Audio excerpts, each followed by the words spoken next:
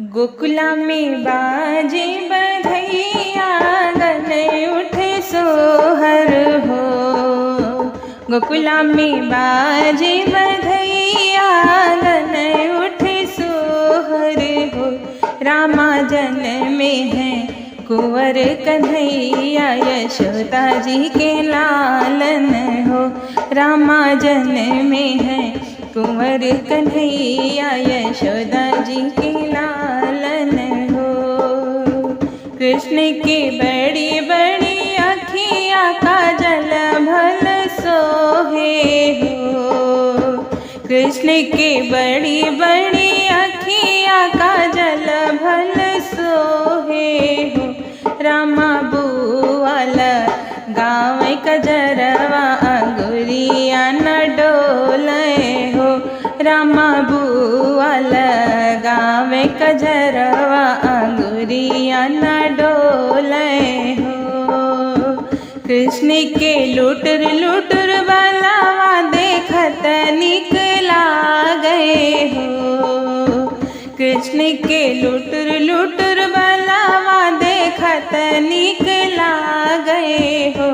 रामा जैसे फूल बीच कलियाँ ता मधुबन खिल गए हो।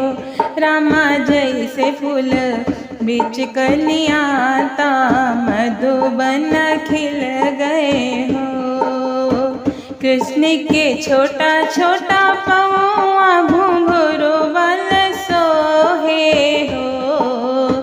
कृष्ण के छोटा छोटा पौआ घुंघरू भल सोहे हो। रामा खेले अंगना दुअरवा, देखत छवि निकला गए हो। रामा खेले अंगना दुअरवा, देखत छवि निकला गए हो।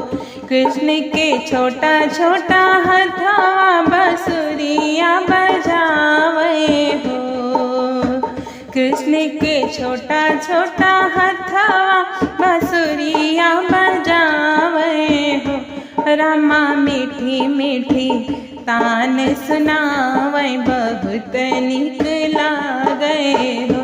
रामा मीठी मीठी तान सुनावे, बहुत निक लागे हो। कृष्ण के छोटा छोटा दतवा मिसिया भल सोहे हो।